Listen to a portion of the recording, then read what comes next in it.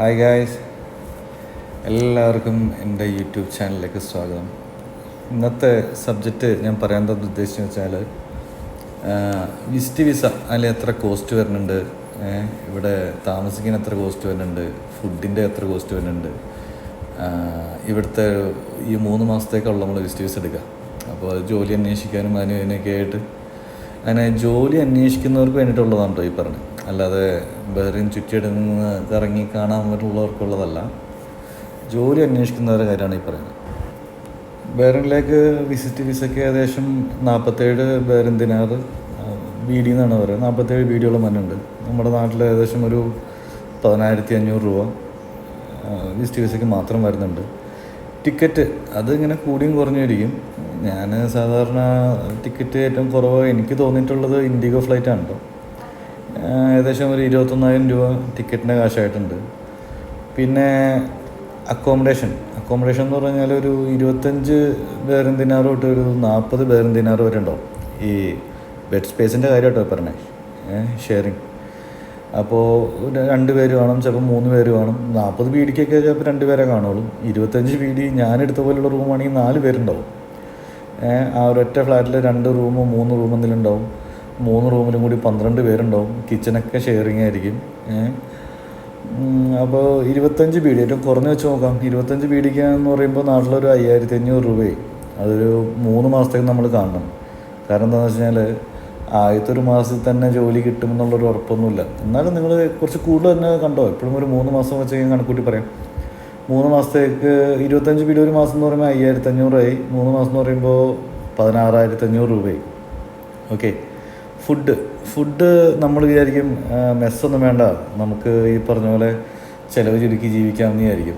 ചിലവ് ചുരുക്കാൻ വേണ്ടി നിൽക്കാൻ വല്ലപ്പോഴും വിശക്കുമ്പോൾ മാത്രം ഹോട്ടലിൽ പോയി കഴിച്ചാൽ മതി എന്നുള്ള മൈൻഡൊക്കെ ആയിട്ട് നിന്ന് കഴിഞ്ഞാൽ ഒരു നേരം ഫുഡ് കഴിക്കുന്നതിനാണ് ഏറ്റവും കുറഞ്ഞത് ഒരു BD, അതായത് നാട്ടിലത്തെ 220 രൂപ.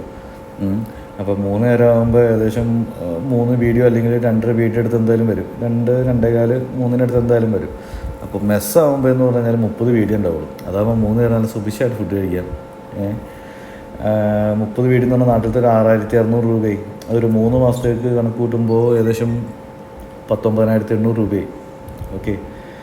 പിന്നെ ട്രാൻസ്പോർട്ടേഷൻ നമ്മൾ മെയിൻ ഘടകമാണ്. അത് ബസ് എടുക്കുമ്പോൾ ഒരു മാസത്തേക്ക് 12 BD വെച്ച് എടുക്കുകയാണെന്നുണ്ടെങ്കിൽ ഒരു മാസം അൺലിമിറ്റഡ് ആയിട്ട് യാത്ര ചെയ്യാം. ഏത് ദിവസം എത്ര നേരം വേണമെങ്കിലും, അങ്ങനെ ഒരു 30 ദിവസത്തേക്ക് എത്ര നേരം വേണമെങ്കിലും നമുക്ക് യാത്ര ചെയ്യാം.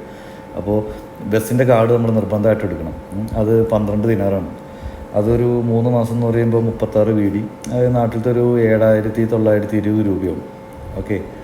പിന്നെ ഒരു സിം കണക്ഷൻ വേണം. ഒരു മാസത്തേക്ക് ഒരു 10 BDയോളം വരും. ഇവിടെ നല്ല ചാർജാണ് സിമ്മിന്. 2,200 രൂപ വരും. 3 മാസത്തെ കണക്ക് നോക്കുമ്പോൾ 6,600 രൂപയായി. ഇത്രയും ഞാൻ പറഞ്ഞ കാര്യങ്ങൾ മസ്റ്റായിട്ട് വേണം. ഈ ബാക്കിയുള്ള ചിലവുകൾ എന്ന് പറഞ്ഞാൽ നിങ്ങളുടെ കയ്യിലിരിപ്പ് പോലും ഇരിക്കും. നിങ്ങളുടെ എന്തെങ്കിലും എക്സ്പെൻസ് കാര്യങ്ങളൊക്കെ ആയിട്ട് നിങ്ങളുടെ പോലും ഇത്രയും ഞാൻ പറഞ്ഞ കാര്യങ്ങൾ മസ്റ്റായിട്ട് വേണം. അത് ഇത്രയും കൂടി കൂട്ടുമ്പോൾ തന്നെയായി നാട്ടിലത്തെ എമൗണ്ട് ഏകദേശം 82,320 രൂപയായി. ഒരു 85,000 കൂട്ടിക്കും. ഇത് 3 മാസത്തേക്കുള്ള ചിലവുണ്ട് ഞാൻ പറഞ്ഞത്. ഇത്രയും ക്യാഷ് നിങ്ങളുടെ കയ്യിൽ മസ്റ്റായിട്ട് വേണം. അതിപ്പോൾ മസ്റ്റായിട്ടും വേണമെന്ന് പറഞ്ഞാൽ നാട്ടിൽ നിന്ന് വരുമ്പോഴേ 85,000 വേണമെന്നില്ല. നാട്ടിൽ നിന്ന് വരുമ്പോഴേ ഇപ്പോൾ ഈ പറഞ്ഞ പോലെ വിസിറ്റ് വിസയുടെയും ടിക്കറ്റും കാശ് എടുത്തിട്ട് പിന്നെ വേണമെങ്കിൽ ആദ്യത്തെ ഒരു മാസത്തെ ഫുഡിൻ്റെയും ഓരോ മാസത്തെ ട്രാൻസ്പോർട്ടേഷനും ഓരോ മാസത്തെ അക്കോമഡേഷൻ്റെയും കാശ് കയ്യിൽ വയ്ക്കുക. 2ാമത്തെ മാസം സ്റ്റാർട്ട് ചെയ്യേണ്ടി വന്നാൽ, അതായത് ആദ്യത്തെ മാസത്തിൽ ജോലി കിട്ടി 2ാമത്തെ മാസം സ്റ്റാർട്ട് ചെയ്യേണ്ടി വന്നാൽ അടുത്തൊരു മാസത്തെ കൂടി ആഡ് ചെയ്യുക. ഞാൻ 3 മാസം കൂടിയും കണക്കൂടിയിട്ടാണ് പറഞ്ഞത്. ഏറ്റവും കുറഞ്ഞത് 85,000 രൂപ കയ്യിൽ നിർബന്ധമായിട്ട് വേണം. ബാക്കി പിന്നെ അതർ എക്സ്പെൻസ്, അതെന്തെങ്കിലും പുറത്തുനിന്ന് വേറെ ഡ്രസ്സ് വാങ്ങിക്കാനോ അല്ലെങ്കിൽ വേറെ എന്തെങ്കിലും കാര്യങ്ങൾക്കൊക്കെ ആണെന്നുണ്ടെങ്കിൽ അത് നിങ്ങളുടെ കയ്യിൽ എക്സ്ട്രാ കാണണം. പിന്നെ വിസിറ്റ് വിസയിൽ വന്ന് ജോലി അന്വേഷിക്കുക എന്ന് പറഞ്ഞാൽ ഇപ്പോഴത്തെ കണ്ടീഷനിൽ ഇത്തിരി ടഫാണ്.